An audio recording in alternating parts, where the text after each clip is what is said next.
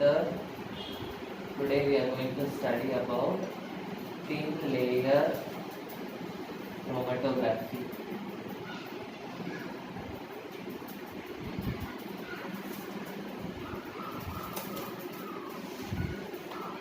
Thin layer chromatography.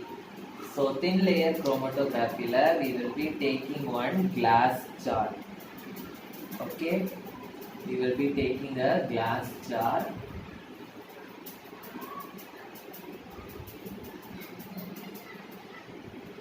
In the glass jar, we will be filling it with solvent. We will be filling half the glass jar with solvent. Okay, va? So, idhula vande we will be immersing a glass rod. Glass plate, not rod, a glass plate. Okay. This glass plate will be coated with adsorbent. Will be coated with adsorbent. Will be coated with the adsorbent. Adsorbent means on the glass anything will not move. Yes or no? So for making the solvent to move upwards, we are coating it with a substance called adsorbent. Okay. So suppose if I rub this board with duster, okay, marker ink is getting attached to the duster. Yes or no? So the substance which is getting attached, that substance is called as adsorbate. Okay, on what the substance is getting attached? On the duster. So duster is the adsorbent. Okay, so we need adsorbent, then only the adsorbate will come and attach on that adsorbent. So we are going to take a glass plate and we are going to coat that glass plate with adsorbent. Usually the adsorbent we will be taking silica gel. Silica gel is usually taken as the adsorbent. Okay, now I am going to separate a mixture. So that mixture, what I am going to do, I am going to place it as a dot here. Okay, so this is the baseline I am drawing. Okay, so on the baseline I am going to keep the mixture in the form of a dot. Okay, so now what will happen? This solvent will start moving on the adsorbent. Okay, so when the solvent start moving on the adsorbent, it will carry the mixture also along with that. Okay, for example, the solvent is moving like this on top and it is moving till a distance here. Okay, so when it moves upward on the adsorbent, what will happen? It will take the dot also along with that. Okay, so this mixture will be traveling upwards and let us say it is moving till here. Okay, so this is the baseline. Okay, and here you have to draw another line. Okay, so this distance I am keeping it as 1. Okay, so from here till here, this 1 is the distance travelled by the mixture. Distance travelled by the substance or the mixture. Okay, and solvent, how far it has travelled? Till here the solvent has travelled. So here I am going to draw another line. Okay, and this distance from the baseline to the solvent, this distance I am taking it as 2. So the 2 is nothing but the distance travelled by the solvent. The distance travelled by the solvent. Okay, so I am going to take the ratio. Distance travelled by the substance. Distance travelled by the substance divided by distance traveled by the solvent. Distance traveled by the substance divided by distance traveled by the solvent. It is called as RF. RF means it is retention factor. What is RF? Sorry, retardation factor. Retardation factor. So what do you mean by retardation factor? It is the ratio of the distance traveled by the substance to the distance traveled by the solvent from the baseline. It is called as retardation factor. Okay, so this is what is called as thin layer chromatography. Understood? So if the mixture is separating into, if the mixture is black in color, it is separating into 2 or 3 different colors. Means for each color you have to measure the distance, and for each color you can calculate the RF value. Understood? Clear? So that will be the retardation factor for each substance which is present in the mixture. Okay, so this is way you are going to do thin layer chromatography. Okay, so the next one is partition chromatography. In partition chromatography, we are going to study about paper chromatography, which you have already studied in your 9th standard. So what we will do, we will be taking a beaker containing solvent, okay, and we will be taking a filter paper. Yes or no? So ordinary filter paper you can take, or there is a special paper for chromatography called as the chromatography paper. Okay, what you have to do, you have to draw a line in the base of the filter paper, and the mixture you have to keep it as a separate small dot. Okay, now what you have to do, you have to hang this filter paper inside this solvent. You have to hang the filter paper inside this solvent such a way that the baseline and the dot should be above the solvent. The baseline and the dot should not get immersed in the solvent. It should be above the solvent. So what will happen? The filter paper will absorb the solvent. So when the solvent moves upwards towards the filter paper, what will happen? The different colors in the mixture will get separated at different levels.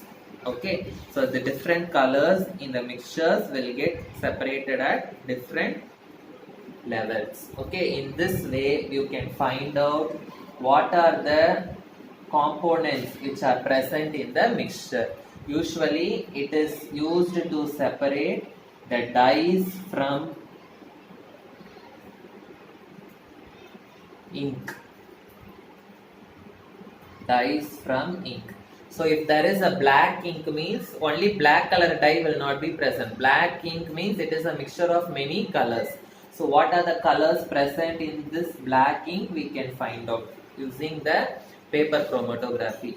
So paper chromatography is a very important practical.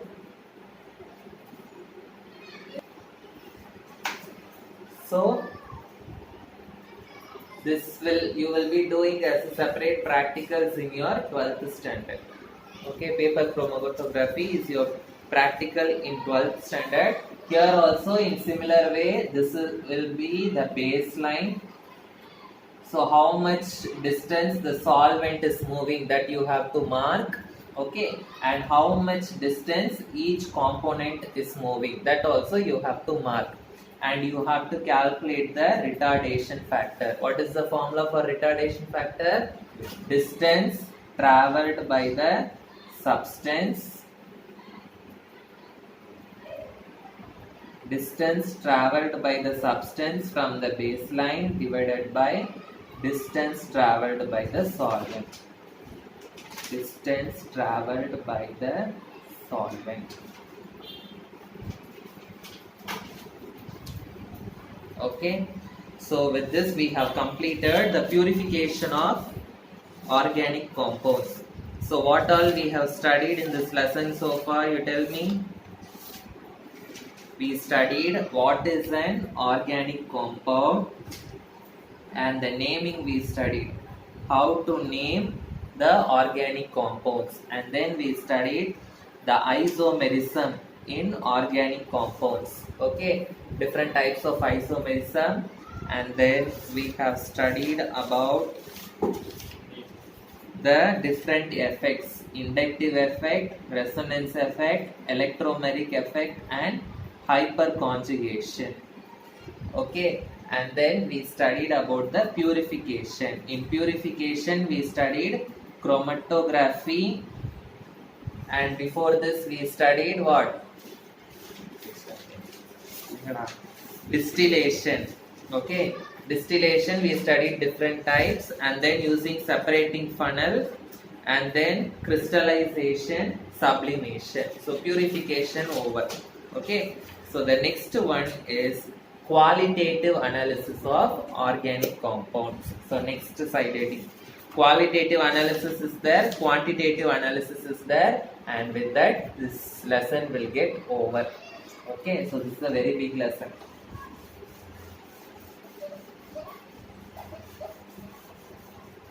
So the next one, write down qualitative analysis of organic compounds. Qualitative analysis of organic compounds. Qualitative analysis. Qualitative means we are going to find out the quality. Find out the quality means what are the substances. Organic compounds means what? Carbon and its compounds. So carbon and its compounds means what it will be having? It will be having carbon and hydrogen. It will be definitely having carbon and hydrogen. So how to find out whether carbon and hydrogen are present in an organic compound? Okay, then we will be studying. Suppose if you take nitro compounds and amines. Nitro compounds means what functional group? NO2. Okay, amines means NH2. Okay, in this and all we are having nitrogen. So if nitrogen is present in the organic compound, we should be able to find the nitrogen also. Okay, and in some organic compounds sulfur will be present. You should be able to find out the presence of sulfur also. And in some organic compounds halogens will be present. Halogens means what? Chlorine, bromine, iodine. Okay, fluorine. All these will be present. You should be able to do the test for halogens also. And in some organic compounds phosphorus will be present. So you should be able to do the test for phosphorus also. So each one can be asked as a separate 5-mark question. Okay, so test for carbon and nitrogen, test for nitrogen, test for sulfur, test for halogen. Okay, so carbon and hydrogen is a separate test. Okay, nitrogen, sulfur and halogen, all these three we will be doing with a special type of solution called as Lezein's extract. We will be doing this test with the help of a solution called as Lezein's extract. Okay, so nitrogen, sulfur and halogens we will be doing with the help of Lezein's extract. So first you have to prepare the Lezein's extract, and then you have to test for the compounds. Okay, whether nitrogen, sulfur or halogens are present. Understood? And test for phosphorus, it is the last thing. Okay, So for carbon and hydrogen, I will be teaching in the class. For nitrogen, sulfur and halogen, I will be showing the video. Okay, video how they are doing the test, how the color is changing. If you watch the video, you can understand it more clearly. Those who are watching it online, you have to see the video. Okay, for these three things, I will not give notes. You have to watch the video and you have to write the notes. And when you send me the pictures, I have to see the notes. Okay. Okay, first on the test for carbon and hydrogen. Carbon and hydrogen. So if carbon and hydrogen are present in the compound, how you will test? So the compound which contains carbon and hydrogen, you have to heat it with copper 2 oxide. What you have to do? You have to heat it with copper 2 oxide. Okay. So what will happen when you heat the compound with copper 2 oxide? The carbon which is present in the compound, it will react with copper 2 oxide. What is the formula? CuO. Okay. In 9th standard, page number 37, I told to by heart on tabular column. CuO. For copper 2 means 2 is the valency. For oxygen 2 is the valency. So when you crisscross, you will get Cu2O2. Same number means you will cancel. Okay, so CuO. So carbon will combine with copper 2 oxide and it will form carbon plus 2 oxygens will form carbon dioxide plus 2 copper will go out.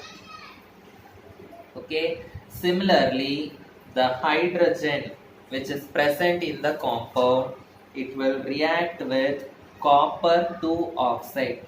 2 hydrogens and 1 oxygen, it will form H2O plus copper is sent out. Okay, understood? Now how will you test for the presence of carbon dioxide gas? Water you can find out, it will settle down. Okay, you can see and find out. But this gas is colorless and odorless. You don't know whether this gas is carbon dioxide. So how will you test for the presence of carbon dioxide? Lime water. You have to pass it into lime water. It will turn lime water milky. What is the formula for lime water? Lime water is nothing but calcium hydroxide. CaOH twice. Very good, Ilangovan. CaOH twice. When you pass carbon dioxide in lime water, what you will get? How many calcium is here? 1 calcium. How many oxygens are there? Here 2 and here 2. So totally 4 oxygens. And how many hydrogens are there? 2 hydrogens. Okay, and 1 carbon is present. So what you will get? CaCO3 plus H2O you will get. Okay, so this calcium carbonate is white color, so because of that only lime water is changing into milky white color. Okay, so water also you can test it. How you can test water is, you have to suppose if the water is in the, since you are heating the water, if it is in the form of steam, gas, what you should do? You should pass this water molecule in copper sulfate crystals. Okay, when you pass this water molecule in copper sulfate crystals, you will get copper sulfate plus 0.5 H2O. This copper sulfate crystals will be white in color. When water molecule joins in them, okay, it will form blue color. Okay, so because of this color change, you can test water. So this is how you will test for carbon and hydrogen. Okay, so test for nitrogen, test for sulfur, test for halogens. These three I will be sending the videos for you to watch. Okay, you have to watch the video and then you have to take notes. As I already told you, nitrogen, sulfur and halogen, these three tests we are going to do using a special solution called as what? Lenzein's extract. Okay. So first you have to prepare this extract, then only you should start the testing. So 4 videos I will be sending totally. So first one, how to prepare the extract, then how to test for the different compounds. Okay.